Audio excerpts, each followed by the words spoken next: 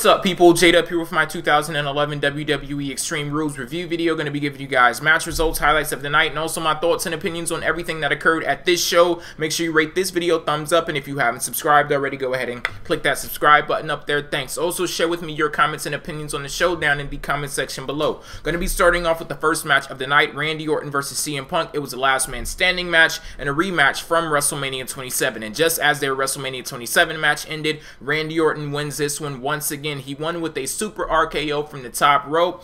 CM Punk, he was out for the count. Ref counted him out to 10, and the match was over with at that point. It was a solid match.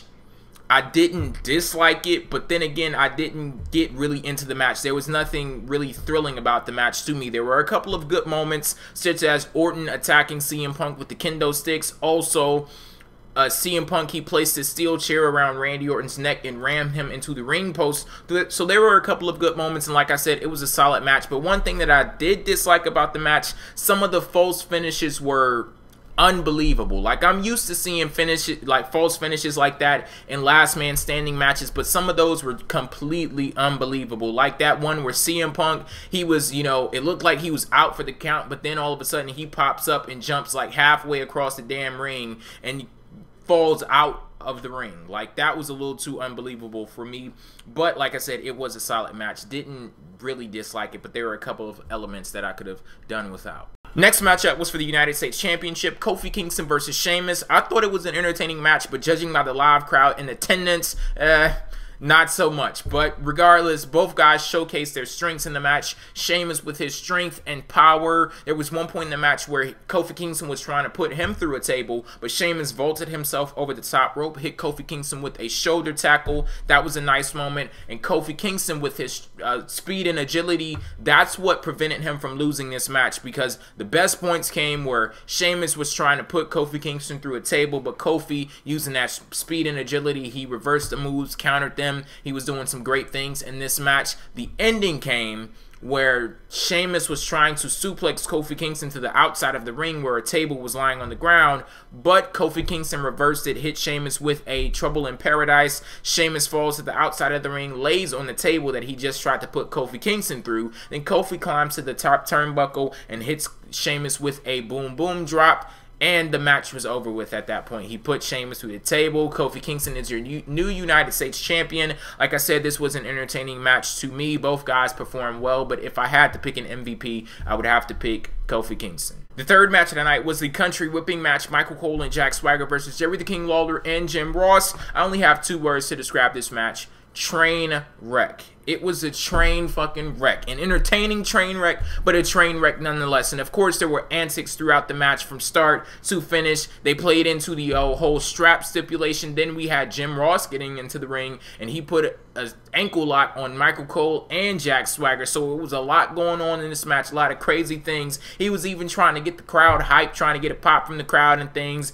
So it was crazy. But yeah, I would say that this match was the jumping the shark moment for this feud, but then saying that would be ignoring everything else that could have been considered jumping the shark moments for this feud. I just wanted to end at this point, because while it's still mildly entertaining to me, that entertainment value goes lower and lower each week. I thought it was going to end at WrestleMania, and here we are a month after WrestleMania, and it's still going on. But yeah, the winner of this match, not that you guys probably even care, but McCool, he puts a schoolboy on JR and pins him. Ref counts 1, 2, 3. Match is over with at that point, and I'm hoping that the feud will be over with also pretty soon. But McCool getting another win, so you know it's going to continue for I don't know how many more weeks, but yeah, it needs to end soon. Next up was another WrestleMania 27 rematch, Cody Rhodes versus Rey Mysterio. In this match, they wasted no time whatsoever utilizing that falls count anywhere stipulation. Within like the first minute or two of the match, they were already outside of the ring, brawling up the ramp onto the stage. While Cody Rhodes was off the stage, Rey Mysterio ran, you know, and leaped off the stage, hit Cody Rhodes with a seated senton. At that point, the match moved into the crowd, moved up the stairs and into the concourse of the arena. Rey tried to throw Cody Rhodes into a mirror, but Cody Rhodes blocked it and hit him with a beautiful disaster kick off of a counter. That was a great point in the match. They had a lot more great action in the concourse. Then they moved back into the main portion of the arena, back into the crowd, down the stairs, into the ring. A lot more great action. It was great from start to finish. A lot of fast-paced, hardcore action. They moved back into the ring, and At one point, this was the ending of the match. Cody had placed Ray on the top turnbuckle. Ray spit like some green mist into Cody Rhodes' face. That allowed him an opportunity to hit his finisher, the 619, and a splash from the top rope, and he pinned him. 1, 2, 3, match over with. At that point, that was the best match of the night. I really, really, really enjoyed this match. Great action from both guys, and like I said months ago, I told you guys months ago that Cody Rhodes is a guy that you need to be looking out for. He's been having some star-making performances lately in the ring and on the mic. He's just all around great, and Rey Mysterio was great in this match also. The fifth match of the night was a Divas match, and shocker, I don't have anything bad to say about it at all. Another shocker, I was actually anticipating this match, and the biggest shocker of them all, it was actually a pretty good match. Here we have the most dominant force in the Divas division in the last couple of years, McCool, finally breaking up. The two members are going head-to-head, and the loser leaves WWE match, Layla versus Michelle McCool. Layla ends up getting the win in this match, defeating Michelle McCool, so I guess she's about to leave WWE now. Like I said, it was a good match. I really enjoyed it. Layla, she's one of the probably the most improved diva over the last couple of years, and Michelle McCool, I believe that she's in the top tier of the divas of WWE today. She gets a lot of flack for who she's married to, but I don't care about stuff like that. Like, I care about what you actually do in the ring, and when I look at Michelle McCool in the ring, she is a pretty good wrestler. So yeah, there's my opinion on that. But the match aside, the biggest story out of the Divas tonight was Awesome Kong, aka Karma, making her debut. Finally, I'm going to try to get into the mode of calling her Karma now, since that's her official WWE name. After the match, Michelle McCool was in the ring crying and things, and Karma's music hits. She comes down to the ring and completely destroys Michelle McCool, and they showed a shot of all of the Divas backstage watching the segment looking terrified. And guess what? You all should be. Next up was the World Heavyweight Championship ladder match, Christian versus Alberto Del Rio. I don't remember the last time I've anticipated a World Championship match as much as this one, because no matter what happened, we were destined to have a talented first-time World Champion in WWE. Whether that be Alberto Del Rio, and I would have been happy if he won the match because I'm a fan of his and I think he's talented, or if that was Christian, and I've wanted him to be in the main event scene in WWE for years. And tonight that I can finally say he made it. Christian is your new World Heavyweight Champion. There's no way that I can go over everything that happened in this match, because there was just so much action packed into this match, and that both guys performed excellently from start to finish. So I'll just go over the finishing sequence of the match. We had Christian laid out on a ladder that was used as a bridge between the ring and the announcer's table. Alberto goes to the top of the turnbuckle and he tries to do an elbow drop on Christian who was laid out on the ladder, but Christian rolls out of the way. Del Rio goes crashing through the ladder. Christian gets into the ring, starts climbing the ladder. He actually holds on to the attachment that was, you know, holding the championship, but he couldn't unlatch it, because at that time Brodus Clay comes down to the ring, pulls the ladder from up under Christian, and at that point I'm like, damn you, you fat bastard, damn you all the way to hell. I've been waiting on this moment for years, and then you come and do this shit. Are you really about to screw Christian out of a world championship? But then, you know, I came to my senses and I'm like,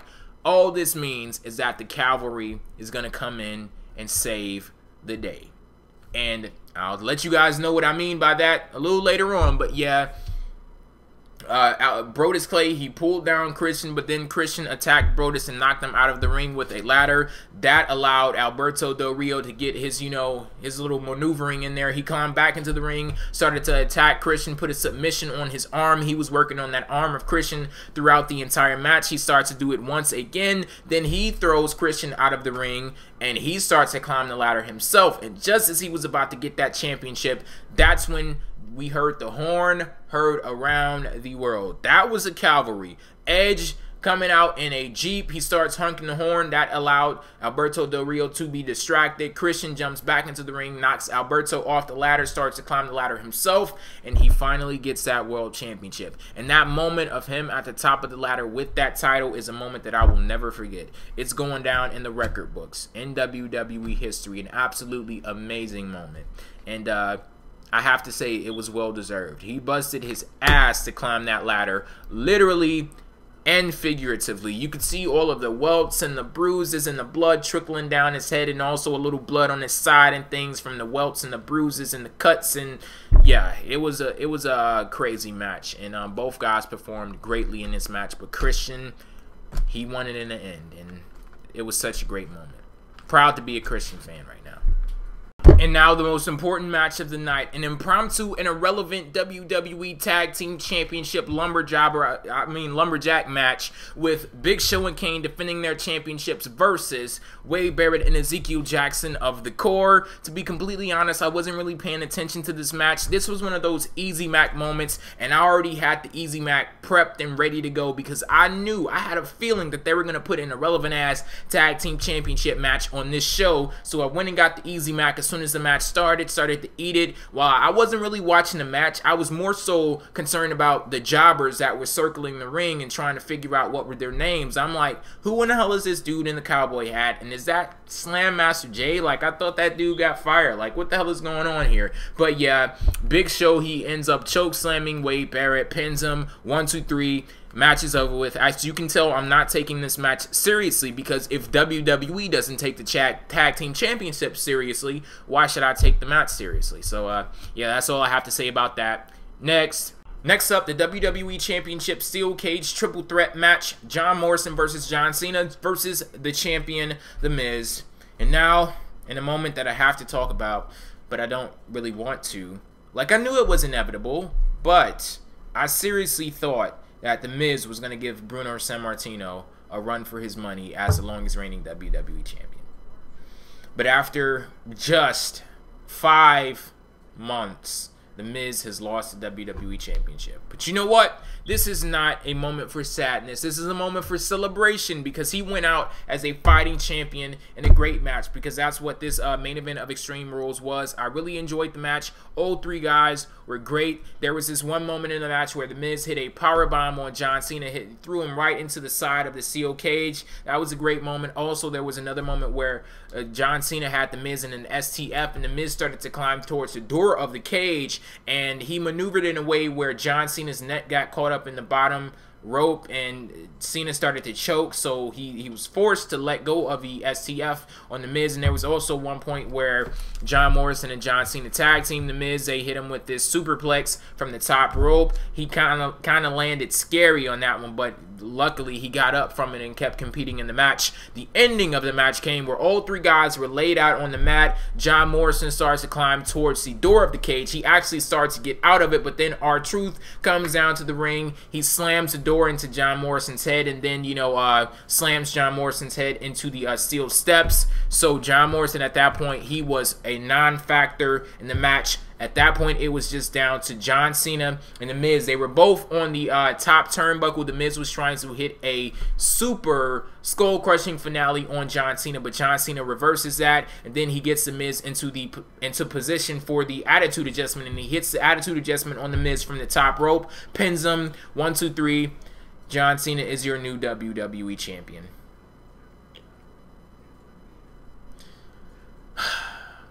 I'm going to need a moment.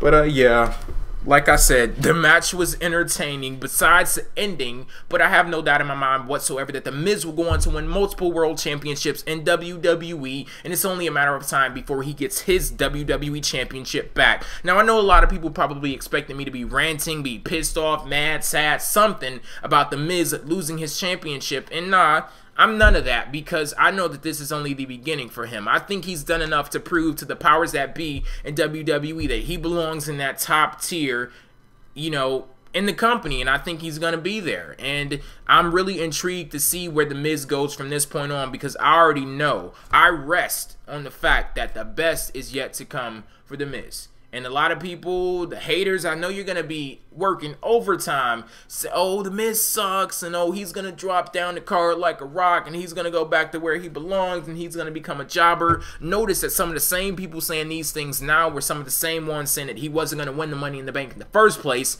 and he did. Some of the same ones that are saying all that crap, hating on The Miz now, were some of the same ones saying that he would never win a World Championship, much less actually win the World Championship, and go on to have the longest WWE Championship reign in the last 2.5 years. So that's not too shabby, if I must say so myself. But like I said, I'm intrigued to see where The Miz goes from this point on. As far as Extreme Rules as a whole goes, I was entertained by the show.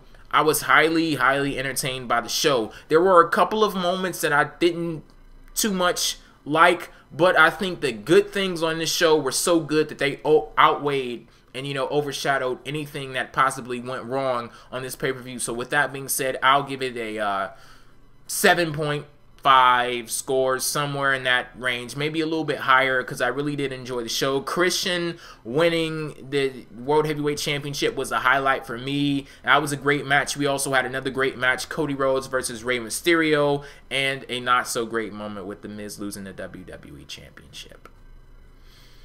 Yeah, I think I should end this video now. Thank you guys for watching. Make sure you comment on the show down in the comment section. Rate the video, all of that good stuff. See you on the sideshow this Wednesday, 6 p.m. Eastern Time. Peace out. Peace. That's it. Yeah, that right there. Okay. Peace. I guess that's for the blooper reel. But I'm keeping... Just stop talking. Finally, the main event of Extreme Rules, the WWE Championship Finally, the main event of Extreme Rules, the WWE Championship Finally, the main event of Extreme Rules, the WWE Championship Fuck.